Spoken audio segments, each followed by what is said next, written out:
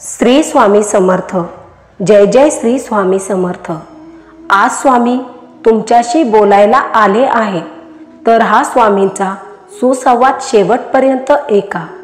स्वामी म्हणतात की बाळा, तू आजपासून एक सवय लावून घे माझ्यासोबत बोलण्याची। जेव्हा तू रात्री झोपायला जाशील तेव्हा तुझ्या दिवसभराचा हिसाब तो माझ्याजवळ नम्रपणे सांग।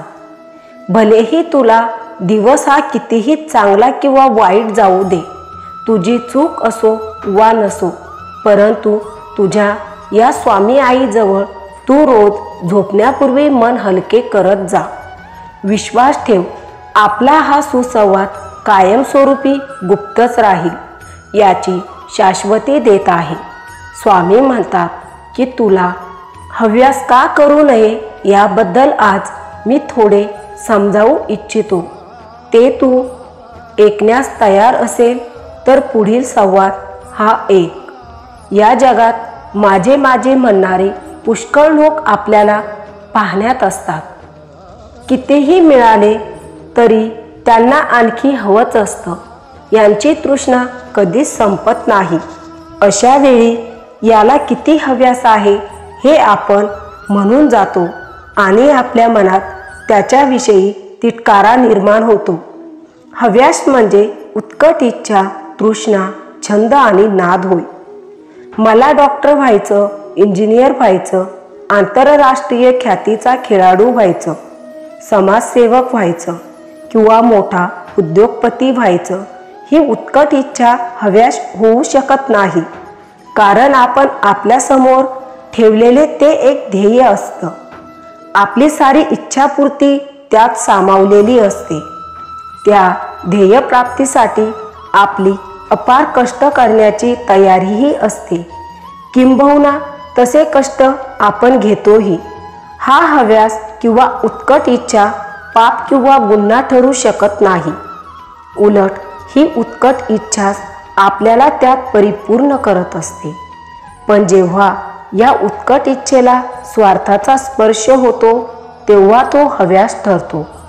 मला हवं, मला हवं हा एकच घोष आपल्या मनात निनादत राहतो। एखादा उत्तम डॉक्टर, सर्जन जेव्हा येणाऱ्या पेशंटकडून अव्वाच्या सव्वा पैसे उकळू लागतो तेव्हा तो गुन्हाच ठरतो। नावाजलेला खेळाडू जेव्हा सामना निश्चितीमध्ये सापडतो तेव्हा त्याचे नैतिक अधपतन झालेले असते। परंतु सर्वजण विसरतात की एवढे पैसे कुठे नेणार? अरे, हे सारं इथंच ठेवून जायचं आहे, मग एवढा हव्यास कशा करता? पण सारे कळत असूनही आचरणात मात्र आणले जात नाही। हीच खरी शोकांतिका आहे। हव्यास म्हणजे तृष्णा, तहान, ती कधीच संपत नसते। पाणी हे आपले जीवनस्रोत आहे। जगण्यासाठी पाणी पिणे अत्यावश्यक आहे। तसाच पैसाही जीवनावश्यक आहे। आज हातात पैसा नसेल तर आपण एक वेळच्या जेवणालाही महाग होऊ शकतो, ही वस्तुस्थिती आहे। पण पैसा हे साध्य नसून ते फक्त साधन आहे। आपल्या ऐहिक गरजा पुरवणारे, तो किती मिळवावा, कोणत्या मार्गाने मिळवावा हे ठरवणारे दुसरे तिसरे कोणी नसून आपणच स्वतः असतो। मग केवळ हव्यासापोटी वाममार्गाला लागणे हे कितपत योग्य आहे? तहान लागली की आपण एखादा ग्लास, फार तर एखादा तांब्या पितो। पण केवळ तहान लागली आहे म्हणून घागरीवर घागरी आपण पाणी पितो का? अशाने तहान भागेल की नाही ते सांगता येणार नाही। पण पोट फुगून आपण मात्र निश्चित मरू। तसेच या पैशाच्या हव्यासाचे आहे। प्रामाणिकपणे कष्टाने मिळवलेला पैसा मिळवणाऱ्याला आणि त्याच्यावर अवलंबून असणाऱ्यांना सुख शांती मिळवून देतो। कारण तिथे हव्यास नसतो, फक्त मलाच्या अप्पलपोटीचा संग नसतो। त्यामुळे तो चिरकाल टिकतो आणि तो माणूसही आदरणीय ठरतो। उलट असा हव्यासी लोकदरास अपात्र ठरतो। हव्यास म्हणजे उत्कट इच्छा, तृष्णा, छंद आणि नाद होय। पण ते चांगले असतील तर उपकारक, अन्यथा ते हानिकारकच. आता त्यातील कोणत्या मार्गाने जायचे ते तू ठरव. बाळा, जर हव्यास ठेवायचा असेल तर ईश्वर प्राप्तीचा ठेव, कारण हा हव्यास खूप जन्मोजन्मी पुरतो. हव्यास करू नको हे नेहमी तुला माझे सांगणेच असेल. जर ते जमत नसेल तर हव्यासच करू नको हे अतिउत्तम तुझ्यासाठी ठरेल. बाळा, अजून एक, सत्पात्री दान करण्याला कधीही घाबरू नको. केलेले दान हे सत्पात्रीच असायला हवे, अन्यथा त्याचे पुण्य आपल्याला लागत नाही. तू जे कर्म करशील ते मला अर्पण कर, असे भगवान श्रीकृष्णाने गीतेत सांगितलेले आहे. फळा वाचून कर्म हे परमेश्वराच्या निकट जाणारे साधन आहे, पण ते कर्म कोणते हेही महत्त्वाचे आहे. एखाद्याच्या घरात शिरून चोरी करणे, केवळ संपत्तीसाठी एखाद्याचा खून करणे हे कर्म पुण्यप्रद नाही, तर ते पापच आहे. आणि अशा कर्माने परमेश्वराची प्राप्ती चुकूनही होत नाही. ज्याच्या घरची परिस्थिती बिकट आहे, एक वेळच्या अन्नालाही तो महाग आहे, अशा घरातला एखादा मुलगा अथवा मुलगी हुशार असूनही केवळ परिस्थितीमुळे शिकू शकत नसेल तर त्यांना शैक्षणिक मदत करणे हे सत्पात्री दान आहे. फळा वाचून केलेले हे कर्म आहे. परमेश्वराजवळ जायचा हा सर्वात सोपा मार्ग आहे. सत्पात्री दान म्हणजे केलेल्या दानाचा सदुपयोग होय. तो चांगल्या कामासाठी वापरला जाणे अथवा त्याचा वापर होणे. रस्त्यावरून जाणारा एखादा फाटक्या कपड्यातला माणूस तोंड वेंगाळून हात पसरून भीक मागत असतो. साहेब, चहाला रुपया द्या, 2 दिवस उपवासी आहे, पोटाला काहीतरी द्या.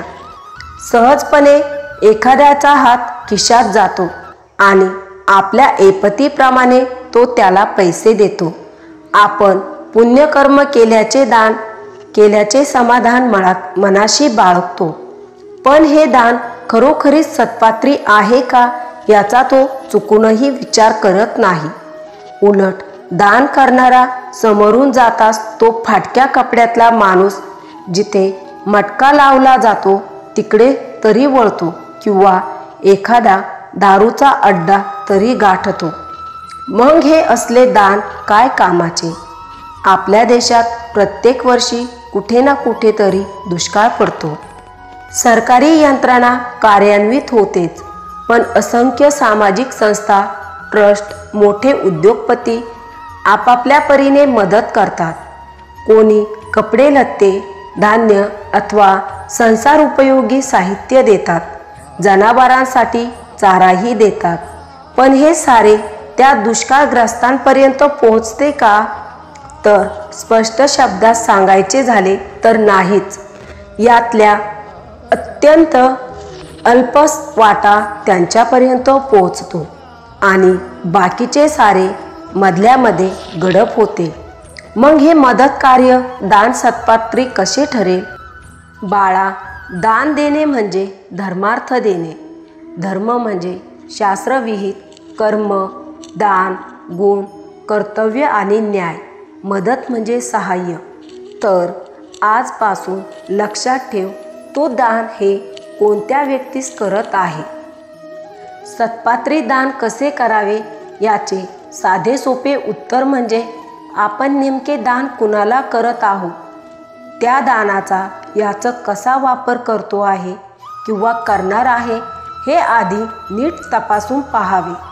आपल्या मनाची खात्री होताच ते करावे आणि त्याचा उच्चारही कुणासमोर करू नये, कारण केलेल्या दानाची आपणच महती गाणे हे अयोग्य आहे.